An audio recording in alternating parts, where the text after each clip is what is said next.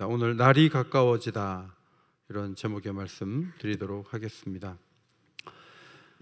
오래전에 사라진 요셉을 애써 마음에서 지우면서 하루하루 살아왔던 요셉의 형들은 이제 갑작스럽게 만난 애굽 총리의 지시를 애굽에서 듣고 양식을 가지고 가나안으로 내려오게 되었습니다. 총리는 놀랍게도 막내 아우가 있어 다음에 올 땐 데리고 와야 돼 하고 시몬이라는 형제 중에 좀 위쪽에 해당되는 사람을 볼모로 잡고 보내주었습니다. 가나안 땅으로 돌아오자 자루에는 양식만 있던 것이 아니라 거기에 돈을 가지고 갔는데 돈이 들어 있었습니다. 시간이 흘러 심한 기근으로 인해 양식이 다 떨어지게 됐는데 요셉의 형들은 자신들의 정직을 시험하려는 어떤 계획이 있다는 것을 직감하고 막내 아우가 있다는 말의 신실성도 보여주고자 아버지를 설득하고 양식을 구하러 다시 애굽으로 올라올 때 돈을 가지고 가게 되었습니다. 놀랍게도 요셉의 형들은 요셉의 집에 들어가게 됐는데 관저에 들어가면서 발을 씻어주는 대우를 받았고 나귀에게 먹이도 주는 융숭한 환대를 받게 됐습니다. 요셉은 아버지의 안부를 물었어요. 그리고 자기 어머니의 라헬의 아들 베냐민의 얼굴을 보며 내게 말하던 동생이 바로 이 사람이냐라고 물었습니다. 베냐민을 향해서 하나님이 내게 은혜 주시기를 원한다고 총리가 갑자기 얘기를 하는 거죠. 그리고 나서 요셉은 친동생을 보고 나서 너무 복받쳐가지고 안방으로 들어가서 울었어요. 그리고 얼굴을 씻고 다시 나와서 음식을 차리라고 했습니다. 그림에 보시면 요셉이 음식을 따로 차려 먹는 거죠. 형제들에게 상을 따로 차려줬는데 애굽 사람은 히브리 사람보다 조금 높다고 생각해서 같이 먹으면 부정탄다고 생각을 했던 것입니다. 그래서 요셉 따로 또 형제들 따로 했는데 저쪽 끝에 어린아이 같은 흰옷 입은 아이가 하나 앉아있는데 저게 베냐민이에요. 5배나 많이 먹을 수 있게 이렇게 준 모습을 볼 수가 있습니다. 이상한 것은 여기 형제들을 쭉 앉혔는데 나이 순서대로 앉히는 거예요. 아니, 이 총리가 어떻게 우리 집안 사정을 알고 우리를 나이 순서대로 앉히지? 11명이 나이 순서대로 쫙 앉는 거예요. 베냐민에게는 5배나 많은 음식을 주었지만 왜 쟤만 많이 주냐, 그런 말은 할 분위기가 전혀 아니었습니다. 총리와 함께 식사를 하는 자리가 마련된 점, 동생을 데려와서 자신들의 이야기가 거짓이 아님을 보여준 점, 나의 순서에 따라 자리에 앉게 된 이상하고 놀라운 상황, 베냐민만 5배나 음식을 받게 된 상황. 자, 이런 모든 이 과정들은 요셉이 누군지를 밝히는 그 과정으로 가는 길목에 있었던 일들이에요. 이 당시에는 이게 설명이 잘 안 되는 거죠. 아니, 르우벤 형부터 해갖고 베냐민까지 순서대로 쫙 앉히는데 이거 뭐지? 아니, 어떻게 이런 일이 있지? 그때는 설명이 안 돼요. 모든 것이 이해가 안 돼요. 그런데 총리가 제가 요셉입니다 라고 얘기한 다음에는 우리를 잘 알지, 요셉이면 우리를 알지, 그러면 그렇게 할 만하지 하는 일들이 나중에 풀리게 되는 것이죠. 사실 동생이 울면서 팔려갈 때 형들 도와줘요, 살려줘요, 막 제가 잘못했어요 하지 않았겠어요? 그때 딱 마음을 닫고 팔아 넘겼던 범죄자들이죠. 그 사건에서 자유로웠던 사람은 저 중에 베냐민 한 사람밖에 없었고 모두가 요셉에게 벌을 받아야 될 상황이었습니다. 그러나 우리가 요셉을 아는 대로 형들을 해치려는 마음이 조금도 없었어요. 단호하고 엄격하게 대하죠. 볼모로 잡아놓죠. 갔다 오라고 하죠. 동생 데리고 오라 그러죠. 이제 또 갈 때 은잔을 베냐민의 그 자루에다 넣어가지고 또 의심하죠. 다시 또 와가지고 혼쭐이 납니다. 굉장히 어려운 시간들을 보내요. 그러나 이것은 요셉이 형들의 현 상태를 진단하는 거예요. 진단. 여러분 병원 가서 치료를 빨리 하는 게 좋은 게 아니에요. 치료를 빨리 하는 것보다는 진단을 해야 돼요. 그래서 정말 뭐 별의별 검사를 다 하고 막 위장에다가 막 카메라를 넣기도 하고 피를 뽑고 막 계속 진단해요. 그리고 계속 사진 찍어요. 그러니까 환자가 아니 고쳐달라고 왔는데 고쳐주지는 않고 이거 계속 사람을 괴롭히냐, 이제 그렇게 나올 수 있죠. 그러나 여러분, 이런 점검이 끝나지 않고 그냥 치료하는 것이 의미가 없는 것처럼 요셉은 저 요셉이요 했다가 하나도 사람들이 안 바뀌고 또 형제를 돈 받고 팔 정도 되면 자기가 공개한 것만 복잡하게 되는 거예요. 그러므로 이 형제들이 어떤 상황에 놓여 있는지를 보기 위해서 스세에 몰아보기도 하고 빡빡하게 엄격하게 그렇게 계속 형들을 보고자 했던 것이죠. 나중에 형님들 저 요셉이에요 라고 밝히면, 야, 이 고대 근동의 이 어려운 문제, 7년 기근의 문제를 해결한 사람이 이 사람이었다니 매우 크게 놀라게 돼요. 호르무즈 해협은 비교할 바 못해요. 더 크고 무서운 어려운 일들이 그 당시에 있었는데 그것을 해결했던 사람이 이 형들의 동생 요셉이었다는 것을 알고 감동을 하게 되겠죠. 요셉은 즉시 애굽으로 이민을 추진하죠. 지금으로 말하면 영주권 발급받기 위해서 공무원들에게 얘기도 했을 것이고, 주거지를 또 마련하기 위해서 집을 짓는 현장도 가보고 어떻게든 도와주려고 새로운 생활을 시작하게 하려고 요셉이 열심히 뛰었겠죠. 요셉의 형들은 가나안에 가서 아버지를 설득하죠. 베냐민을 어떻게든 데려가야 됩니다 하고 아버지가 반드시 데리고 오라 그랬어요. 아버지와의 약속도 지키려는 마음이 있었어요. 이제 기근이 또 계속된다면 다시 애굽에 가서 양식 사가는 방법을 알게 되었으니까 당장 급한 대로 이번에 자루에 한가득 가지고 가서 1년이든 2년이든 그걸 먹고 살아야 했습니다. 그들에게 지금 최선은 양식을 가져가는 것이었습니다. 그런데 요셉이 내가 요셉입니다, 총리 제가 요셉입니다 라고 말을 하면서 이 가문은 완전히 바뀌는 거예요. 뭐 가나안 땅에 집을 지을 계획이 있었습니까? 그리고 다 취소되는 거예요. 이제 애굽에 와서 멋지게 살아야 되는 거죠. 그러므로 요셉이 자신을 밝히면서 완전히 다른 세상이 펼쳐지게 되었습니다. 물론 자신의 잘못이 아버지도 알게 되고 가족 모두가 알게 되는 것은 부끄러운 일이었지만 용서를 받고 새로운 미래를 위해 살아가게 되었습니다.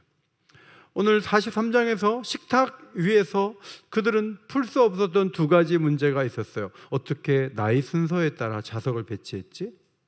아니, 어린 베냐민에게 5배나 음식을 왜 주는 거지? 요셉의 정체를 알게 되면서 의문이 다 풀리게 되는 것이죠. 요셉은 이제 식후에 양식을 넣어가지고 보낸 다음에 자기 청지기를 불러가지고 아까 그 숨겨뒀던 것 찾아와야 된다, 다 잡아와라 해가지고 갔더니 베냐민 진보다리에서 그 은잔이 나왔잖아요. 그래서 막 올 때 베냐민만 데려가면 된다 이런 식이었지만 형제 모두가 와가지고 우리는 그러지 않았다, 우리는 억울하다라고 막 얘기하는 그런 모습이 이어지는 것을 볼 수가 있습니다. 은잔을 넣고 다시 사람들이 오고 또 얘기가 이어지고 이 속에서 긴장과 초조함과 의아함이 계속 반복되는 거죠. 그렇게 하다가 요셉이 자기 정체를 밝히면서 모든 것이 다 이해되고 새로운 세상이 열리게 된다는 것입니다. 마가복음 13장을 읽었는데 예수께서 많은 사람이 미혹할 것이고 거짓 그리스도가 와서 내가 그리스도라고 말할 거라고 예수님이 예언하셨습니다. 난리와 난리 소문이 있고 민족이 민족을 나라가 나라를 대적해서 전쟁이 있게 될 거다라고 예수님께서 말씀하셨습니다. 곳곳에 지진이 있을 것이며 기근도 있게 될 것이다. 이것은 재난의 시작이라고 주님이 말씀하셨습니다. 영적인 혼란과 세계적인 무질서가 있게 될 것이다. 지진과 기근의 현상이 있을 것이다. 그때 너희들이 아니 왜 이런 일이라, 사람이 이렇게 돼서 어떻게 살아? 지진이 나고 전쟁이 나고 배고프고, 아니 어떻게 살아? 도대체 하나님이 계시다면 왜 이런 일이 생기는 거지? 그때 그 생각을 하지 마. 내가 얘기하잖아. 내가 올 때가 되면 그런 일이 있을 거라고. 내가 지금 말하는 것은 너희가 그런 일을 당할 때 예수님이 말씀하신 그 일이 지금 일어나는구나 하고 감을 잡으라고 내가 미리 얘기하는 거야 라고 주님이 말씀해 주셨습니다. 감내하기 어려운 핍박과 순교의 자리에 성도들을 내어주는 일들, 예수 그리스도의 이름으로 인해서 미움을 받는 상황들, 그때 어려움을 당할 때 스스로 조심하며 권력자들 앞에, 임금들 앞에 서서 예수 그리스도를 증거하는 사명을 감당해야 된다고 주님이 말씀하셨습니다. 옥에 들어가서 무슨 말을 할까 염려하지 말고 성령이 하라고 하는 말을 하면 된다고 말씀해 주셨습니다. 가까운 가족이 죽음의 자리에 믿는 식구를 내어주고 모두에게 미움을 받게 되겠지만 끝까지 견디는 자가 구원을 받게 된다고도 말씀하셨습니다. 여러분, 옥에 넘겨지고 가족마저 나를 어렵게 하는 그런 원치 않는 일들이 벌어질 때 세상이 마지막인가 보다 라고 생각하지만 정말 중요한 것 한 가지가 있다고 말씀하셨는데 그것이 마가복음 13장 10절입니다. 앞에 보시고 같이 한번 읽겠습니다. 시작. 또 복음이 먼저 만국에 전파되어야 할 것이니라. 공회에 넘겨지고 권력자와 임금들 앞에 서게 되리니, 9절을 보면 이는 그들에게 증거가 되게 하려 함이라. 그 증거가 되려 함이라. 여러분, 제자들이 왕을 어떻게 만나요? 그런데 고난을 당하는 과정에서 왕을 만나게 될 거야. 그 박해 현장에서 왕에게 전도할 수 있는, 복음을 전할 수 있는 기회를 갖게 된다고 예수님 말씀하셨는데, 바울이 그랬어요. 바울이 묶였을 때 천부장과 대화를 나누더니 아그리빠 왕 앞에 가서 복음을, 예수님을 전했어요. 고난이 오면 의도하지 않은 사람들을 만나서 복음을 전하는 기회가 있게 될 것이라고 예수님이 예고하신 거죠. 요셉의 형들이 요셉 앞에 가서 식사를 하게 된 배후에는 요셉이 계획이 있었던 거예요. 요셉이 누군지 드러나기 전에 이 과정들을 보면 계속 이상하죠. 아니, 동생이 있다 그러는데 왜 동생을 데리고 오라 그러지? 우리를 만나자마자 아버지가 살아있는지 왜 묻지? 어떻게 나이 순서대로 안 치지? 베냐민에게 5배나 음식을 왜 주지? 의문이 이게 풀리지 않는 거예요. 계속 이상한 거예요. 자기를 밝히기 전에는 이상하다 이런 게 계속 이어지는 거예요. 그런데 예수님이 오시기 전에 지진이 일어나고 기근이 있고 교회가 미움을 당하고 옥에 갇히고 오맛 힘든 일이 벌어지는 것에 대해서는 요셉과 식사하는 자리에서 있었던 형들처럼 이거 뭐지? 놀라거나 의아하게 여기거나 왜 이러지? 이러지 말라는 거예요.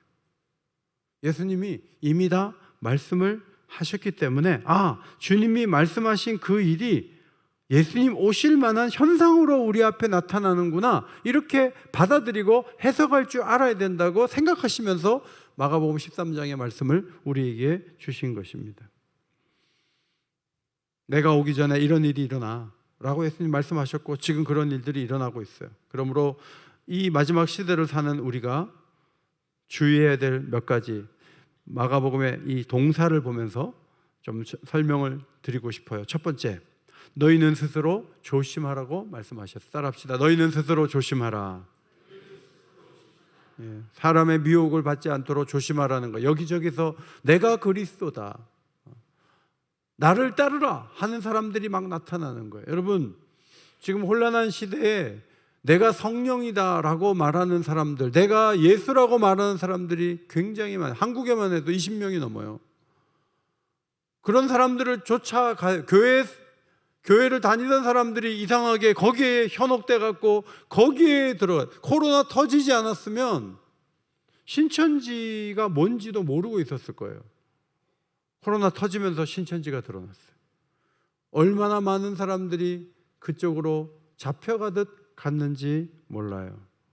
전쟁과 기근과 지진이 일어났을 때 그리스도라고 하는 사람들이 막 설치는 거예요. 그때 조심해야 된다는 거예요. 아무나 만나면 안 돼요. 지금 여러분 뭐 그렇게 하지 않지만 옛날에 신천지 끌려간 사람들 보면 성경 공부 무료로 한다는 그 말에 속아가지고 성경 공부하는데 교회에다 말하지 말라고. 우리 교회도 그런 데 가서 공부한 사람들이 있었어요. 당회가 은밀하게 불러가지고 경고하고 해독 프로그램 이수하고 그런 일들이 오래전에 있었어요. 하지 말라고 하는데 왜 얘기 안 했냐 그러니까 거기에서 얘기하지 말라 그랬대요. 그 사람들 말은 듣고 교회 얘기는 안 듣는 거예요. 그렇게 해서 어리석은 길로 걸어가는 경우가 많은데 불안할수록 뭔가 의지해야 되기 때문에 학생들도 점을 자꾸 보고 뭔가 좀 신앙적인 방법이 아닌 것으로 자꾸 기울다 보면 잡아가는 사람들이 있고 현혹하는 사람들이 있기 때문에 마지막 때에 스스로 조심하라. 특별히 영적 잠을 자지 않도록 깨어 있으라고 13장 33절에서 말씀하시죠. 주의하라. 깨어 있으라. 그때가 언제인지 알지 못함이라. 귀인이 집을 떠나 타국으로 갈 때 그 종에게 고난을 주어 사물을 맡기고 문지기에게 말했어요. 깨어 있어라. 집주인이 언제 올지 모르기 때문에 너는 깨어 있어야 된다 하는데 자는 거죠. 13장 36절. 그가 호련히 와서 너희가 자는 것을 보지 않도록 하라. 집안에 큰일이 일어나서 그제서야 기도하겠다. 늦었어요. 여러분 미리미리 깨어 있고 기도하는 게 중요해요. 주님이 이미 말씀하셨기 때문에 주님이 말씀한 현상들이 일어날 때 기도를 더욱 강화하고 깨어있는 태도를 갖지 아니하고 잠자고 자기 하고 싶은 일만 하고 있다가는 큰일 나요. 두 번째, 끝까지 견디는 자는 구원을 받으리라. 다 같이 읽겠습니다. 끝까지 견디는 자는 구원을 받으리라. 환난의 시간은 짧지 않고 길다고 말씀하세요. 그 날수를 어느 정도 견딜 수 있을 때까지 줄여놓지 않으면 우리는 감당을 못한다. 특별히 그것이 겨울에 일어나면 우리가 너무 힘들기 때문에 겨울에 일어나지 않도록 기도하라. 주님이 말씀하셨습니다. 하나님이 택하신 자들을 위하여 그 날들을 감하시겠지만 견뎌야 된다. 언제까지 견뎌요? 끝까지 견뎌요. 옆 사람에게 말씀해 보세요. 끝까지 견딥시다. 네. 금요기도에 언제까지 나올 거예요? 끝까지. 교회에서 은퇴했다고 폐 받고는 그 다음부터 안 나와. 기도의 스위치를 끄면 안 돼요. 끝까지 견디면서 힘을 가지고 잘 참는 것이 너무 중요해요. 예수님이 부활 승천하신 후에 베드로가 감옥 가잖아요. 아니 무슨 사도가 돼서 교회 지도자가 양을 치려매. 그런데 무슨 감옥에 집어넣어? 이건 말도 안 돼. 이렇게 하지 않아요. 그걸 잘 견디더라고요. 베드로가 겁내지 않고 잘 견디는 거예요. 사도 바울이 썼던 여러 서신이 옥중에서 기록되었어요. 성도들이 환난을 당할 때 잘 견뎌야 된다는 사실을 사도 바울이 여러 가지로 조언한 내용들이 많죠. 로마서 5장 3절 4절을 보면 다만 이뿐 아니라 우리가 환난 중에도 뭐 하나니? 즐거워하는. 아니 환난이 오는데 뭐가 즐거워요? 환난이 오면 견디는 시간을 갖게 돼요. 견디다 보면 연단을 받아 인격이 더 강해지는 거예요. 신앙이 더 좋아지는 거예요. 신앙이 좋은 상태에서 버티다 보면 하나님께서 때가 맞춰져서 소망이 이루어진 것을 보게 하신다는 거예요. 그래서 소망으로 들어가는 문이 환난과 같은 것이기 때문에 환난이 온다 할지라도 즐거워할 수 있다는 거예요. 저도 우리 옥인교회 막 어려운 일들이 몇 번 있었어요. 근데 정말 어려운 일이 막 오잖아요. 그러면 어떻게 목회를 그만하게 되나 막 이렇게 생각할 정도로 어려운 일이 몇 번 왔어요. 그런데 그 어려운 일이 지나간 다음에는 놀라운 일이 일어나요. 축복된 일이 일어나요. 그래서 이제 몇 번 그걸 경험한 다음에 제 아내가 그랬어요. 여보, 이번에 되게 어려운데 우리 교회가 복을 받을 것 같아. 그렇게 얘기해요. 그 말이 틀리지 않아요. 정말 어려운 일을 쫙 견디고 나가면요, 그 다음에 하나님께서 값진 선물을 주세요. 하나님이 환난을 통해 소망의 문을 여실 줄 믿습니다. 그래서 환난을 오히려 즐거워하는 거예요. 왜냐하면 환난만 주지 않아요. 더 좋은 것들을 주실 것을 믿음으로 견디고 있다 보면 하나님이 뜻을 이루어지는 거예요. 로마서 12장 12절에 소망 중에 즐거워하며 환난 중에 참으며 기도에 항상 힘쓰며, 가운데 환난이 있는데 참으며가 들어가 있어요. 참으려고만 하면 못 참아요. 소망 중에 즐거워하는 마음이 동시에 움직여져야 돼요. 즐거우면서 참는 거예요. 참기만 하면, 하루만 참으면 쓰러져요. 그런데 즐거워할 것들이 있어요. 그리고 참지만 않고 기도에 항상 힘쓰면 하나님께서 우리에게 힘을 주실 줄 믿습니다. 그래서 참는 것이 가능한 거예요. 조금 전에도 우리 시편 92편 같이 나누고 왔어요. 시편 기자는 하나님의 인자하심과 성실하심을 베푸는 것이 좋다 그랬어요. 하나님이 좋대요. 그래서 찬송하고 예배하는 거예요. 여러분, 다른 좋은 것들은 다 움직이는 것이고 가변적인 것이고 지나가는 것이고 흐릿해진 거예요. 제가 오긴교회 처음 왔을 때 목사님 젊어서 좋아요, 노인 어른들이 저한테 그렇게 얘기했어요. 그런데 지금은 그 좋다는 어른도 연세가 더 많이 드셨고 저도 이제는 만만치 않아요. 저도 나이가 이제 조금 들었어요. 그래서 저를 가까이서 보시면 젊지 않다는 것을 쉽게 발견할 수 있어요. 그래서 저 가까이 오지 마세요.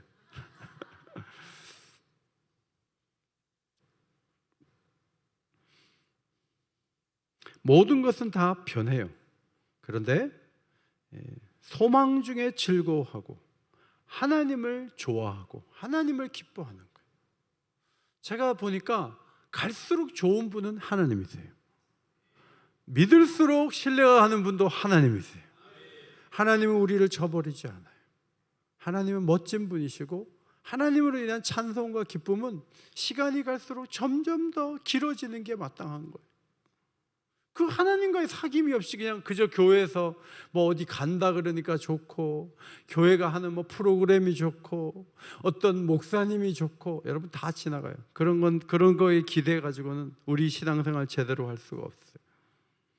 하나님이 좋고 하나님이 소망을 이루시고 기도에 힘쓰는 가운데 잘 참을 수가 있어요. 세 가지가 동시에 나가는 거죠. 즐거워함, 참음, 그다음 기도에 힘씀. 이 세 가지가 하나의 세트로 돌아가는 게 우리가 잘 견딜 수 있는 방법이에요. 광야 백성들을 보면 광야 생활 힘들죠. 잘 참아야 되는데 소망이 없어요. 과거가 더 좋대요. 옛날이 좋대요. 그리고 자꾸 돌아가려고 그래요. 그리고 기도도 안 해요. 그냥 직관적으로 판단해서 그게 전부예요. 이번에도 호르무즈에서 이렇게 사태가 일어난 가장 큰 이유는 대통령이 직관으로 처리를 한 거죠. 호르무즈는 절대 막히지 않는다고 설득을 했어요. 그 말을 들은 거예요. 왜 못 막아요? 그 사람 30km밖에 안 되는데, 미사일 쏠 수 있는데 그걸 왜 들어요? 판단이 오류가 있는 거죠. 광야 백성들의 잘못을 우리도 범할 수 있어요. 못 참는 이유 중에 하나는 소망이 없으니까, 자기의 꿈이 무너졌다고 판단하니까 좌절하고 막 가는 거예요. 이건 잘못된 거예요. 우리에게는 더 놀라운 소망의 문이 열려질 것이라는 확신을 우리가 갖고 뒤로 후퇴하지 말고 과거로 돌아가지 말고 미래로 나가는 것이 매우 중요해요. 데살로니가후서 3장 5절 말씀 앞에 보시고 읽겠습니다. 시작. 주께서 너희 마음을 인도하여 하나님의 사랑과 그리스도의 인내에 들어가게 하시기를 원하노라. 바울의 이 원하는 게 뭐예요? 하나님의 사랑 안으로 들어가고 인내 안으로 들어가라는 거예요. 그렇게 되기를 원하는데 우리의 마음이 하나님의 사랑으로 들어가고 그 다음에 예수님의 인내로 들어가라는 거예요. 이것은 놀라운 축복이에요. 우리는 미워하기를 잘하는 사람들이에요. 그런데 하나님의 사랑으로 쑥 들어가면 하나님의 넉넉한 마음으로 사람들을 품을 수가 있고, 다양한 세상에서 하나님의 뜻대로 살지 않는 사람도 너무 많지만 그들을 품고 기다릴 수 있는 능력이 우리에게 있기 때문에 데살로니가 교인들이요, 하나님의 사랑 안으로 들어가기를 원합니다. 두 번째로는 예수님의 인내로 들어가기를 원합니다. 예수님은 정말 잘 참으셨어요. 12제자 중에 한 명은 배신자고 한 명은 부인하고 10명은 도망가고, 도대체 신의가 없는 사람들이요, 3년 동안 그렇게 보여주고 능력으로 함께 하신 것을 봤으면, 기도하는 걸 봤으면 예수님을 지켜줄 생각은 1도 안 하고 자기 살자고 다 도망쳤어요.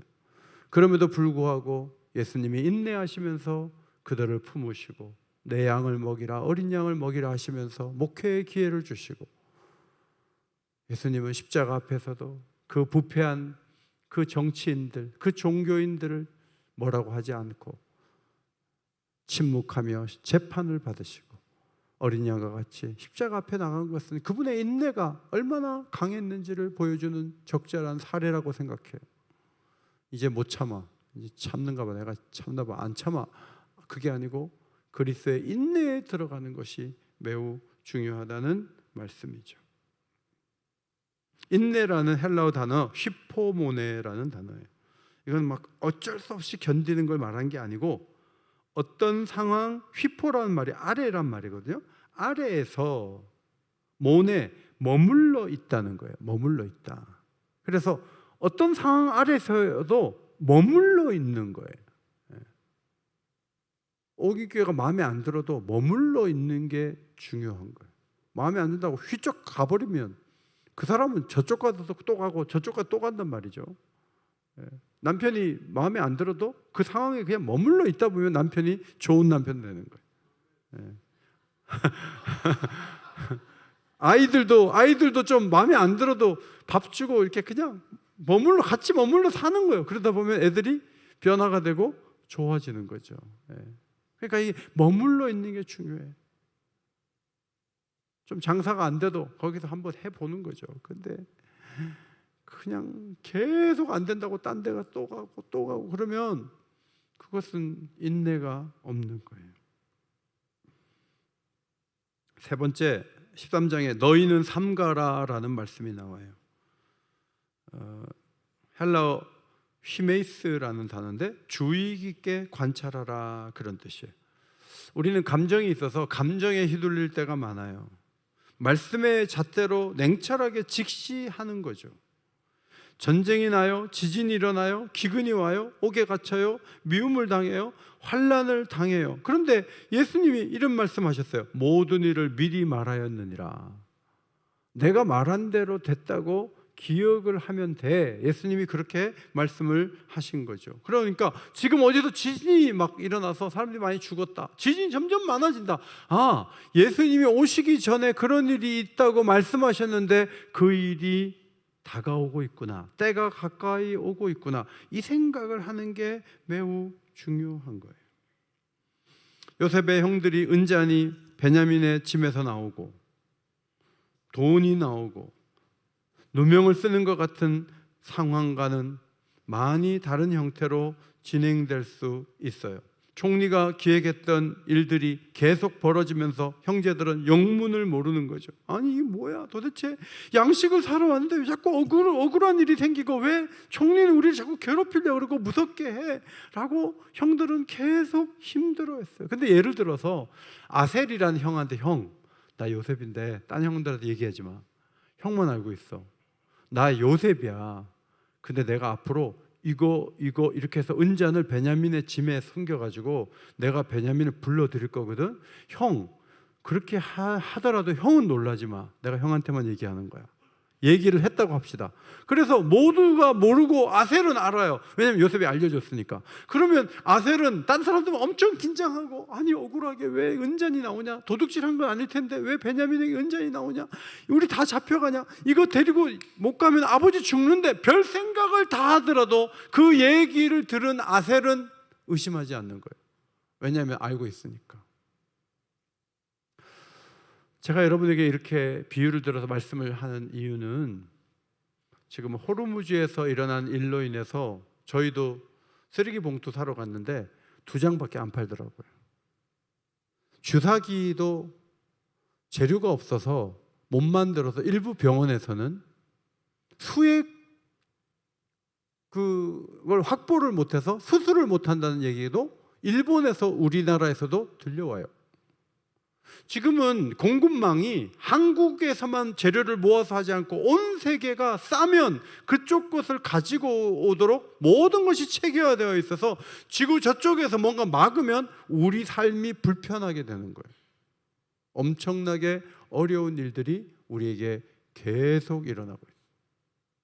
그러면 우리가 이 트럼프 만나기만 해봐라, 내가 가만히 안 둔다. 네타야후 이 전쟁 일으킨 사람 해가지고 막 정치인들 욕하고 막 주유소 앞에다 막 침 뱉고 막 화가 나가지고 막 그렇게 다니는 게 우리가 할 일이 아니에요. 그거는 막 기자들이 엄청나게 글을 많이 쓰고 우리에게 알려주고 상황 판단할 수 있는 재료들을 많이 주니까 우리가 알고 있으면 되지만, 안 믿는 사람과 달리 우리 입에서 나와야 될 얘기가 한마디 있어요. 그게 뭐냐면 예수님이 오실 것 같아.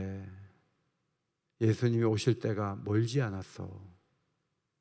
그러면 준비해야 되는데, 이 말이 안 나오고 계속 트럼프 나오고 유튜브 보면서 계속 폭격하는 그거 보고 사람들 죽어가는 거 보고 미사일 보고, 미사일 우리나라는 몇 개가 있는지 세보고 계속 그쪽으로만 머리를 쓰고 마음을 쏟는 것은 예수님이 원하시는 모습이 아니에요. 지금 일어나고 있는 일은 갑자기 된 일이 아니에요. 예수님이 내가 다시 올 때 이런 일이 있을 거야. 나라와 나라가, 민족이 민족을, 지금 파키스탄이 중재를 한다고 해도 이스라엘은 암적 존재와 같다, 이렇게 얘기했어요. 중재한다면서 우리를 암이라 그래? 그래가지고 무슬림들이니까 막 이스라엘 미운 거예요. 이스라엘도 지금 휴전하고 좀 그만해야 되는데 막 포탄을 터뜨려가지고 막 몇백 명씩 죽고 하니까 세상이 지금 얼마나 어려워지는지 몰라요. 여러분, 이런 문제 앞에서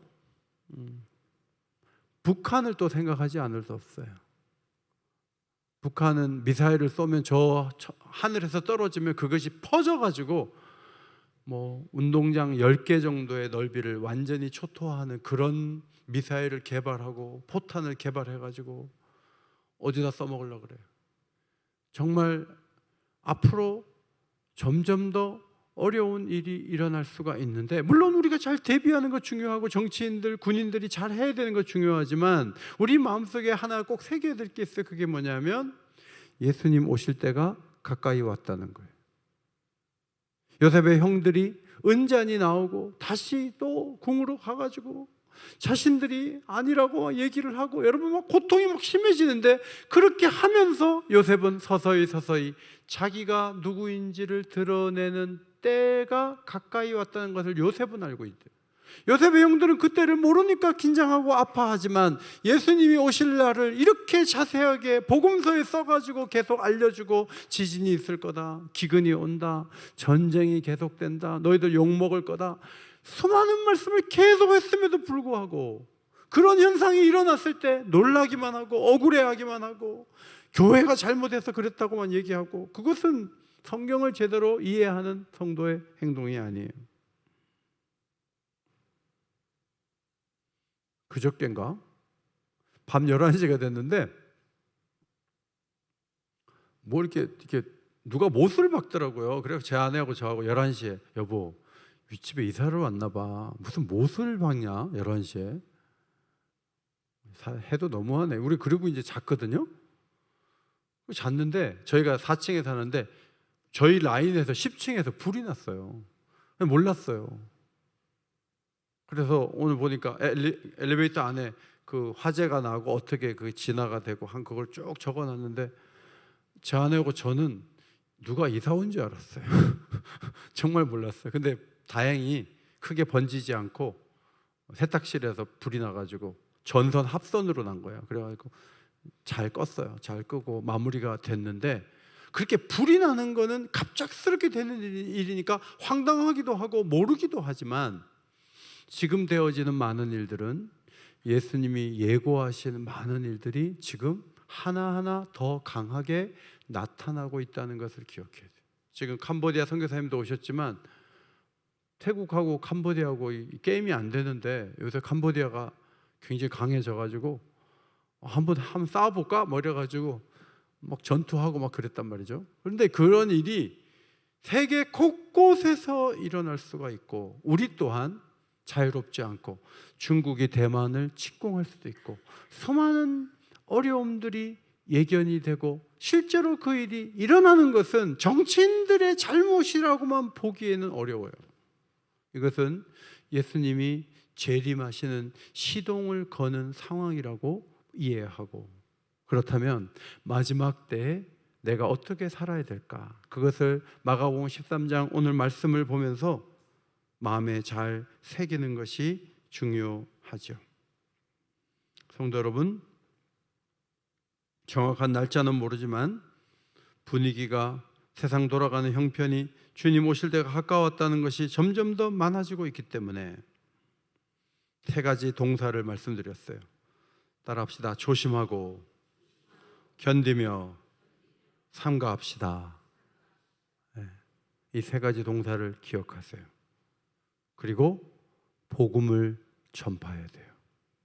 마지막 때가 됐는데 복음을 전하지 않는 것은 성령을 받은 사람의 모습이 아니에요. 성령은 복음을 전하도록 하기 위해서 우리에게 오신 거예요. 우리를 예수 믿게 하시고 성령의 도구로 삼으시려고 오신 거예요. 제가 성령으로 충만한 어떤 목사님의 강의를 지난 월요일 날 들었어요. 너무 뜨거운 얘기를 듣는데 제가 새벽 3시부터 잠이 오지 않더라고요. 왜냐하면 그 말씀 들은 게 너무 은혜가 되고 힘이 돼가지고. 그러니까 성령이 충만한 사람을 만나면 성령의 불이 연결이 되고 붙어지는 거죠. 금요 기도에 와서 성령 충만한 사람 여기 한 10몇 명이 있으면 이 기도에 온 사람들이 그 영향 속에 기도할 수 있는 힘이 되는 거예요. 그래서 금요 기도 중요한 거예요. 오늘 저녁에도 성령이 도우시는 기도를 드릴 수 있는 복된 밤이 되시기를 주의 이름으로 축원합니다. 기도하면서 분별력을 키우고, 기도하면서 견딜 수 있는 힘을 얻고, 기도하면서 담대한 마음으로 무장해서 앞으로, 여러분 석유가 막 상당 부분 안 오면요 우리 삶은 다 틀어져요. 다 바뀌게 돼 있어요. 그때 막 물질만 가지고 뭐 환율만 얘기하겠어요? 엄청난 어려움들이 왔을 때 그런 부분을 예견한 사람처럼, 아까 아셀 얘기를 제가 예를 들었지만 혼자 알고 있다면 맞설 수 있고 견딜 수 있고 기다릴 수 있는 거죠. 마찬가지로 우리도 이 말씀을 잘 붙잡고 그런 일들이 정말 일어나네? 그럼 내가 더 은혜 충만한 가운데 잘 견딜 수 있는 힘을 가지고 우리 교회 공동체가 이 마지막 때 정말 중요한 역할을 할 수 있도록 그렇게 헌신해야 되겠다. 그런 복된 자리에 다 나가게 되시기를 예수의 이름으로 축원합니다. 축원합니다.